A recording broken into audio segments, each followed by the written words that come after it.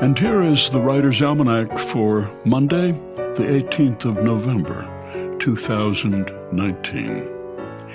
It's the birthday of the novelist and poet Margaret Atwood, born 1939 in Ottawa, Ontario. Her father, an entomologist, she spent a good deal of her childhood out in the woods with him as he did field work. Margaret Atwood said, "I grew up in the woods, outside of any social structures apart from those of my family, so I didn't absorb social structures through my skin the way many children do. If you grow up in a small town, you instinctively know who is who and what is what, and whom you can safely be contemptuous of." It was on this day, 1883, standard time zones were established in the United States and Canada. 4 time zones, 1 hour of solar time for each 15 degrees of longitude. Before that, towns and cities set their own time and drove people crazy, particularly the railroads. It's the birthday of the man who wrote, "I am the very model of a modern Major General. I have information, vegetable, animal, and mineral. I know the kings of England, and I quote the fights historical, from Marathon to Waterloo in order categorical.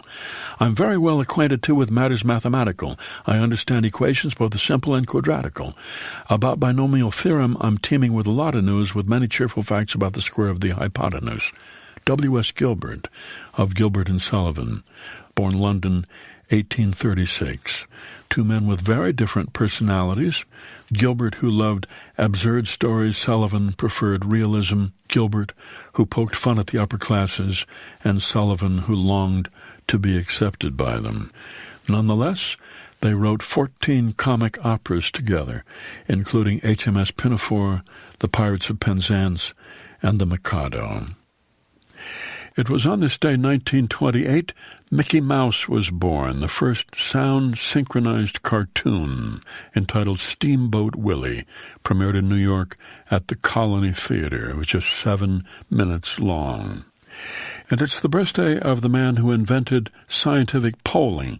George Gallup, 1901, born Jefferson, Iowa, went to the University of Iowa, where in the early 20s, as the editor of the Daily Iowan, he conducted the first poll. Took a survey to find the prettiest girl on the campus. The winner was Ophelia Smith, and George Gallup later married her.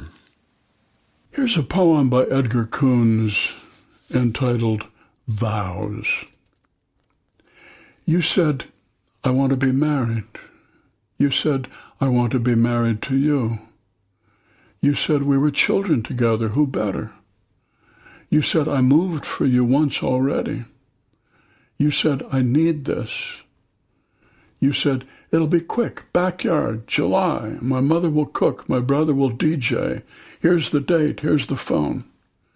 You said, "There is so much to do. Spray the bushes with repellent.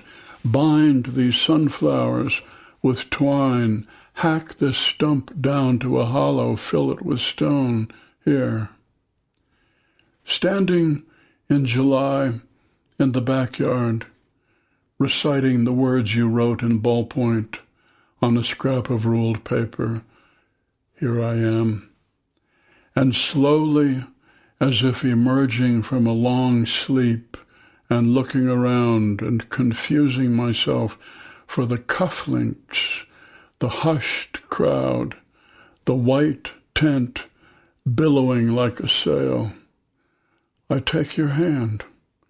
I start to speak. A poem titled Vows by Edgar Coones from his collection Tap Out, published by Mariner and used by permission here on the Writer's Almanac. For Monday, November the 18th, the Writer's Almanac funded by donations from listeners like you and available on PRX for distribution by your local radio station. Be well, do good work, and keep in touch.